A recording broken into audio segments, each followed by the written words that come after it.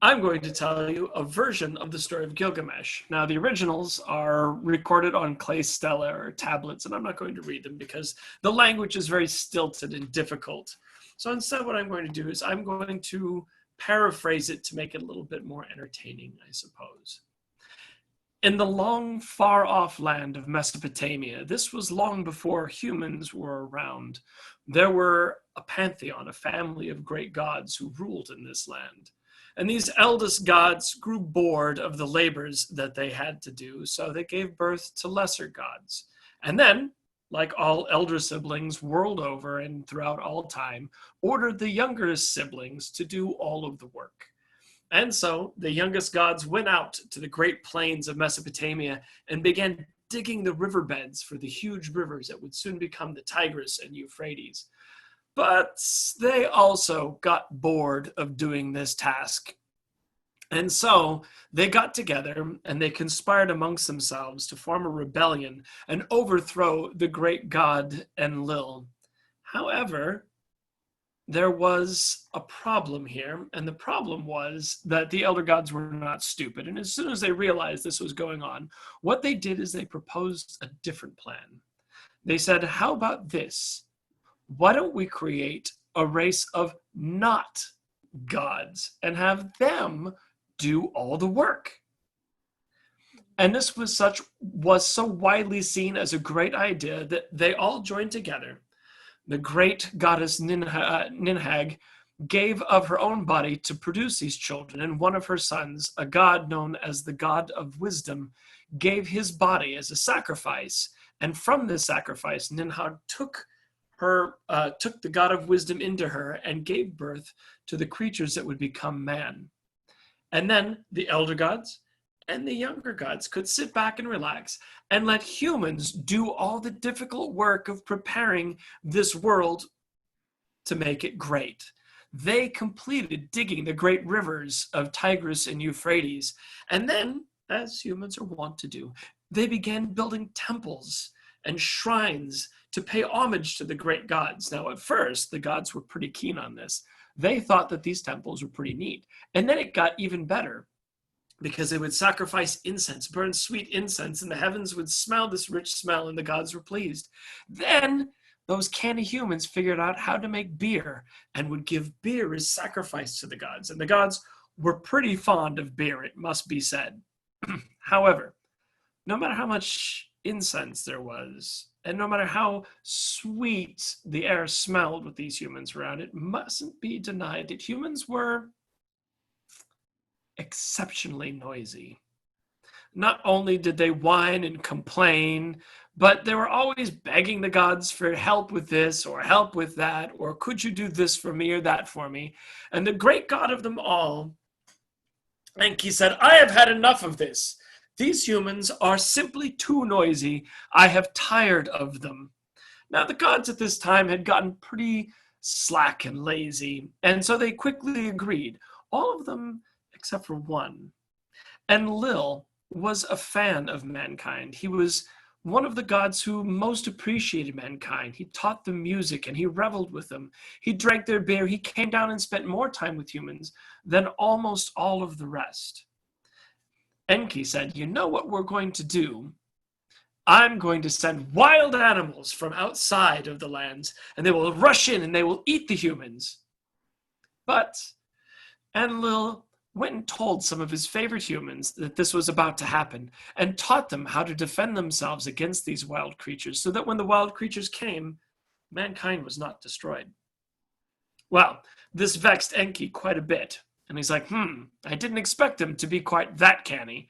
But no matter, for now I will send a great drought, and that will certainly finish them off. But once again, Enlil snuck behind his back, went down to his favorite humans, and taught them the secrets of irrigation, of carrying water in pipes away from the rivers and into their fields so that they would not starve. This time, when the humans survived yet another attempted genocide, Enki was a little suspicious. He went down to earth and he saw the things that the humans had made, and he said, there is no human that could dream of these things. Certainly this was another god, and there's only one god who'd so openly thwart me, and that is my own brother, Enlil.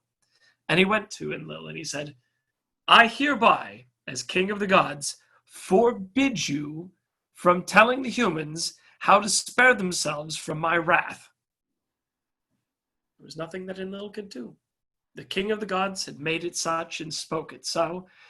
He resigned himself to this, but still tried to think about how he could help. Enki gathered all the other gods and he said, I have tried twice so far to end this noisy misery that is mankind. I have one last great plan. I am going to use all of you gods together, and we are going to create a storm, the likes of which the universe has never seen. And the storm will wash in, and it will flood the humans away, drown them to the last, and all of the beasts that they use in the fields and all of the creatures of this planet will be destroyed. And then we can simply start again. I think it will be much quieter and more relaxed. And so he summoned this great storm, after once again reminding Enlil that he was not allowed to help mankind. Enlil pondered and thought while all the other gods got together and started to build this great storm, and he had a plan. He said, my brother has forbade me from talking to humans. However, he didn't say that I couldn't talk to walls. And so he went down to the great city of mankind, to Ur, and in Ur he found his favorite human, which in some tales goes by one name, but in our tale goes by Gilgamesh. He went to his friend Gilgamesh's house and he beat at the door, and Gilgamesh answered, even though it was very late at night. My friend Enlil, what brings you down here? It is joyous to see you. Tell me, and I will have servants fetch beer and soft places for us to sit. But Enlil didn't look at him, and he said, oh, I am so vexed. I am so very, very vexed, so worried. And he wandered in the house and into Gilgamesh's bedchamber. And there he said, Wall, you are such a marvelous wall, such a great and strong wall, and I admire you so much. I am so heart-torn, though. My brother has forbidden me from talking to humans, and there is a great thing that I must tell to them. Gilgamesh said, why are you talking to the wall, my friend? I am right here. Tell me, what hurts you so? And he said, oh, wall, my heart is breaking. There is a great and terrible storm coming from all of the worlds around to flood out this city and kill every single human. Gilgamesh was terrified. A storm? A great storm? How? You've helped us before, my friend. How can we have survived this? And Lil said, oh, my friend, if only I were allowed to tell you how to build this incredible boat, a giant ark that would carry you and all of the animals of the planet to safety. And Gilgamesh said, well, tell me. And he said, oh, alas, I am forbidden from telling you. But Wall, I can tell you, since you are such a good and serious and upright Wall. And he began to draw the designs for this great boat, how many cubits long, how many cubits high, how many decks it would have, how it would be built. And Gilgamesh took all of these notes. And when Enlil had finished his speech, he said, oh, Wall, I wish you the best. And Enlil left.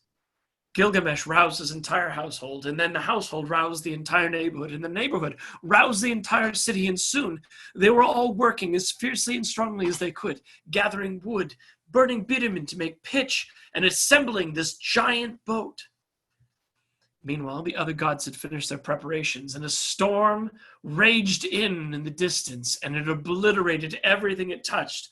Waves taller than the tallest temple in Ur swept the lands, destroying all, but by then the great ship was ready. And when the waves came, it tumbled and tossed the boat, but in the end it stood above the waves. And slowly the seas bobbed and carried, and every day Gilgamesh would go out on the deck and look. And after a month, the waters began to recede and recede further, and finally one day the boat stopped rocking, though he still could not see down the mighty edges of the boat. Was he on a mountain? He couldn't tell. So he released a dove, and the dove flew around but came back. That wouldn't work. So he waited another few days, and still the boat did not rock. And he released a sparrow, and the sparrow flew around, but came back to the boat. There was no land for it to land on. So he waited some more days, and finally he released a raven, and the raven flew off and did not come back. And with this, Gilgamesh knew that the floodwaters had receded beneath the giant boat and ordered that the sides be struck and the plants and animals released back into the world. It was then that he gathered everyone together, and they burned incense to the gods in thanks for their survival. I would like to say that Enki was not well pleased when the scent of incense wafted up to the heavens, for as sweet and as wonderful as it was, there could be only one cause of humans still existing, and that was his brother. In a rage, he flew down to earth, and he said, "What is this? What is this? I'd intended to kill you all." But the other gods pulled back on his robes and said, "No, no, no, no. We just remembered that if all of mankind was dead, we'd have to do work again. And we're pretty keen on that not doing work again." And Ninhurg said, "Also, I'd like to remind you all, beer. There's been a distinct lack of beer over this last month, and that is unacceptable." Together, the gods talked this over, and they decided that maybe a little bit of noise was worth the nuisance of mankind hanging around. And so, while Enki was still mad at Enlil, he allowed this to continue and said, "Very well, we will allow this to happen, and we promise that we will never again attempt to kill mankind." And in reward for his great service in saving mankind, they elevated Gilgamesh to the heavens, where he became immortal. And that, my friends, is the story of Gilgamesh. What?